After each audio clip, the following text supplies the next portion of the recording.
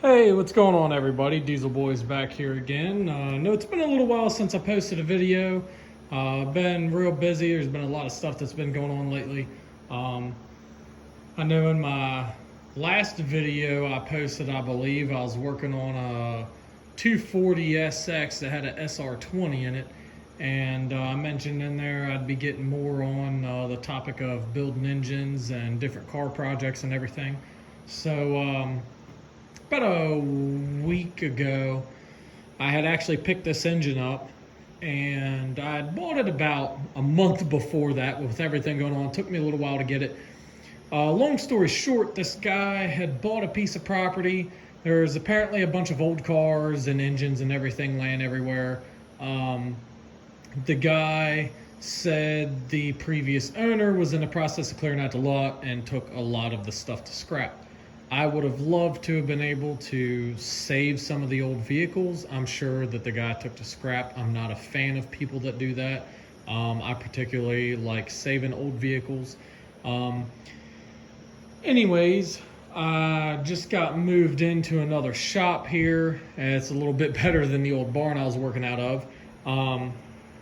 I'm in the process of a teardown right now, and I thought I better stop and take a quick video for you guys. We'll try to make this not too long of a video, but anyways, this block is a 1968 Pontiac 400, and I know that there's videos out there, but I'm going to specify that there are no big or small block when it comes to Pontiac. Pontiac made the same size block. Rather, if this was a 326, it's the same block. This is a 400, a 455, a 428. They're all the same blocks. This, however, is kind of a holy grail because it is a 1968 and it is all original. These heads on this engine had 72 to 75 cc chambers. They came with bigger valves and of course the big plugs, and they do have the old style valve seats in them. So this engine was intended to run leaded fuel at the time. So if this engine was still running, you would have to put lead substitute in it in order to run the thing and not damage your valve seats. So this engine is of course going to get a full rebuild. I know there's not a lot of videos out there of Pontiac engines specifically, and I am a all-around GM guy. I normally deal in Chevrolet. There's actually a square body Chevy that's sitting out there, and I will be doing videos on that. It's just got a plain Jane simple 350. I will be doing a video on the rebuild on that. This engine, however, like I said, I know there's not a lot of videos of Pontiac out there. This engine sat for, I do not know how long, but it was the very last engine in this guy's lot. And I happened to buy the front end to this car. It was a 1966 to a 67 Le Mans, and I needed a hood for my 66 Tempest that's actually currently outside.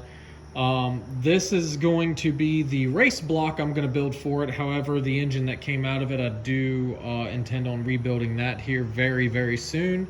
I just wanted to do a quick teardown on this because it sat outside uncovered. As you can see, there's water in the cylinders. It's a nasty looking engine. And I wanted to take a minute to go over with you guys and give some pointers. And this is going to apply to any engine, no matter whether it's Chrysler, GM, Ford, you know, it doesn't matter. When you're talking cast iron only, now you get into like your imports and your LSs and stuff like that, it won't necessarily apply to that. Because what I'm going to talk about in this video is actually going to be applying heat to stuff, and the newer blocks, the import blocks and heads are aluminum, and you have to be very, very careful with those because you can easily warp, crack, damage aluminum. However, cast iron is very forgiving. And just want to take a minute here. I just got the head off of this. It's been about a 4-hour process. I had to pull the intake that was on it off, and they had 4 bolts in there. The 4 bolts rusted very, very bad. I'm estimating this engine probably sat anywhere from 5 to 10 years with being exposed to the rain and outdoor elements. The bolts were very, very rusted. They were seized in there. One broke free completely fine. The other one, however, did not. Along with, you have oil. Not too sure exactly what they're called. To me, I would call these an oil guide plate. They're on some engines. Of course, Pontiac has them. It does help because your oil does pump up, come through the top of your push rods, and rolls down up on top of your valve springs, your rocker arms, to lubricate everything. And these were incorporated on the engines that had them for a little bit better oiling. The valve covers alone, like a standard 350, your oil would come up, hit the valve cover, and then come back down. It'd get kind of messy. They designed this to where the oil would pump up, it would hit, and it kept the oil contained into here for prolonged life and better lubrication. Unfortunately, I was not able to save one from this head taking it off. You have down in here, and it's a very nasty engine block. You have a nut here and a nut here that holds these on. It is a one-piece unit, and I had trouble with the other one there. It was already so rusted up from the water being in it. It stripped out like that. There's what's called a Met wrench kit. Now, if you guys are having issues with getting stuff and you got a bolt that's partially stripped out, I would highly recommend to go buy you and order you a set of Met wrench tools. As you can see, that is not the standard configuration of a regular 12-point or 6-point. And on here, as it says, 14 millimeter and 9/16. And I highly advise to go get those because I had to use them on this project. I've used them on many other projects before, and where your 6 and 12 points just do not cut it, the Met wrench is going to be your best bet. So I've got this head off. When you find a bolt that is partially seized in there, or it's partially stripped out, don't keep trying to mess with it. Just stop. Best thing to do, and like I said, this will not apply to LS engines and import engines. They are aluminum. This is only to cast iron stuff, cast iron engine blocks, cast iron heads. Take you a little bit of heat. Get your propane torch. This is just a standard propane. They do make MAP gas. It burns a little bit hotter and it will speed up the process. I like to slowly heat the metal up, especially on an engine that has not seen heat in 10 years. Take and throw you a little bit of heat on the nut you're trying to undo or the bolt you're trying to undo, and throw your Met wrench setup on there and give it a turn. Be very careful with it, but that's going to be your best bet for getting on cast iron stuff to be able to get bolts and nuts unstuck.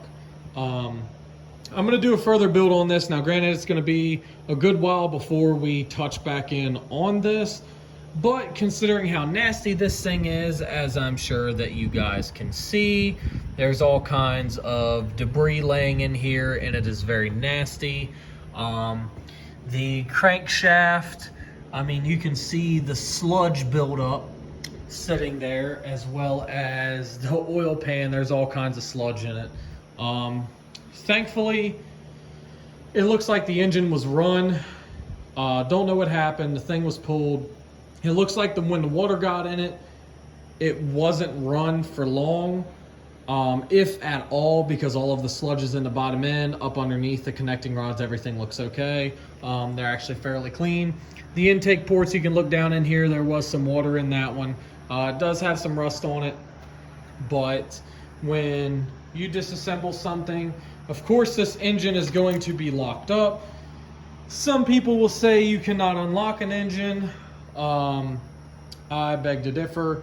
You want to dry your cylinders out, which I'm going to take once I fully get it disassembled. I'm going to power wash this thing, just for the fact that it's already seen water inside of it, and I want to degrease it and clean it up and get all the gunk and everything out. Then I'm going to dry it off, coat it in WD-40 or any kind of light lubricant that has a nice oil base to it, and wrap it in plastic and set it under my benches over there until I get around to doing it. This is going to be the race engine build due to the excellent heads that I've got for it. I want to do an all cast iron build and get the maximum amount of horsepower that I can possibly get. A lot of guys go to aluminum heads and stuff, especially, you know, your typical small block Chevy or small block Fords, even Chryslers. Everybody does aluminum heads because they do flow a lot better. I'm gonna port and polish and do a race engine just out of this block. The other engine I'm gonna do a simple overhaul on and stick it back in the car, and I'm shooting for about 4 to 500 horsepower. This one's gonna be more about 700 to 800 horsepower. But in this case, of course, the cylinder walls are very, very nasty here. This one's very nasty. So once you dry everything out, don't try to turn the engine over. Don't try to do anything. Just dry everything out real good. Try to clean everything up the best you can. Take a Scotch-Brite pad or emery paper in there and just try to clean up the walls, clean everything out. It's not going to hurt it because you're going to have to bore the thing anyways. Especially in a case like this to where it's been sitting and there's a good amount of rust inside of the cylinder walls. But after you get everything clean, I personally use Marvel Mystery Oil in a squirt can, and I will go around the cylinder down on the piston and get some of the Marvel Mystery Oil on it, let it set for a couple days, come back, throw another light coat. You'll see it'll slowly start to sink down. Throw another light coat on it, and it's going to be it's going to take anywhere from the engines I've done. This is probably by far the worst I've done. It'll take anywhere from 2 to 4 weeks because it does take time for it to seep down through there. Now you can use WD-40, PB Blaster, a very thin weight oil, and lubricate the walls. Just let it sit, it'll soak in. After the period of time has elapsed and you notice it's starting to absorb and the level's starting to go down of fluid, then you can go ahead and put something on your crankshaft and try to hand rotate the engine over. And it might not work on the first time, but just let everything sit and soak. It'll help break free the rust and anything in there, and it's going to be your best bet to unseized a seized engine. Now, being how bad this is, and again you can see how bad the junk is in here, I just took, as you can see, the lifters here they're all down sitting on the camshaft. I just took these and stuck a flat blade screwdriver underneath of it and just gave it a little pry up because I'm not reusing the camshaft. Nothing in this engine is being reused. The push rod is nothing. It's been sitting too long. I do not trust anything. But I took flathead screwdriver, put under there, and just put a little bit of pressure on it, and I was able to actually get them all to pop up. This one's a difficult one. I've got to get this head off so I have a little bit more room to lean back to get in there. But they all popped up. I don't want to pull them out. I just popped them up enough here, shot some more lubricant down in there to help them come out whenever I decide to pull them out. I'm going to let them sit about a day or two to help that and let them soak. But anyways, guys, just wanted to give a couple of those pointers about heating your bolts up and stuff like that. And it's only on cast iron stuff. And then talk a little bit on how to unseize a seized engine. Now this, since the engine is seized, I have not tried to rotate it over, but seeing the sludge in the cylinder walls, I know that the engine will not rotate over. Now, if you're in a case like me, I've got the transmission attached. This is a Pontiac 400. Since it is all connected, you have to be able to rotate your torque converter and the flywheel to be able to get to your bolts to undo from the flywheel and your torque converter.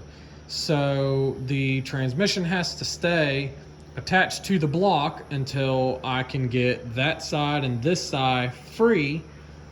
And once I'm able to rotate the engine over, then I can go down and start loosening my bolts for the flywheel and torque converter and detach the transmission from it, and then go from there. Then I can start taking apart the rotating assembly and everything. But anyways, guys, video is a little bit longer than I wanted it to be. I just wanted to make sure I'm very clear on some points and to give you guys a good update, because I know it's, like I said in the beginning, it's been a while since I made a video. I'm getting back more into this. There will be more on the small block Chevy square body Chevrolet build, as well as the other engine for the Tempest sitting outside. Just wanted to make a quick detailed video here to explain to some of you guys, and again, it applies with all engines except for your aluminum heads, your aluminum blocks. These are mainly it's just for cast iron heads, cast iron blocks. Take and make sure you do your studying, take your time, do not rush anything. Do not, if you get frustrated, just, stop, walk away from it for a little bit. But anyways, guys, just wanted to give you guys some tips here in detail. If you guys have any questions, throw them in the comment section down below. If you liked the video, give it a thumbs up. If you want to see more coming up on the Pontiac build and the square body Chevy build, as well as I've got a 67 Chevy C10 with an LS and Ride Tech suspension. It's a fully built truck I'm restoring for a guy right now, and that was just a test spot on the panel for the color he wants. If you guys would like to see this build and the paint work on this and the engine builds on the Pontiac as well as the small block Chevy, hit that subscribe button. And you guys take it easy, and hope this video helps you all out, and y'all stay good.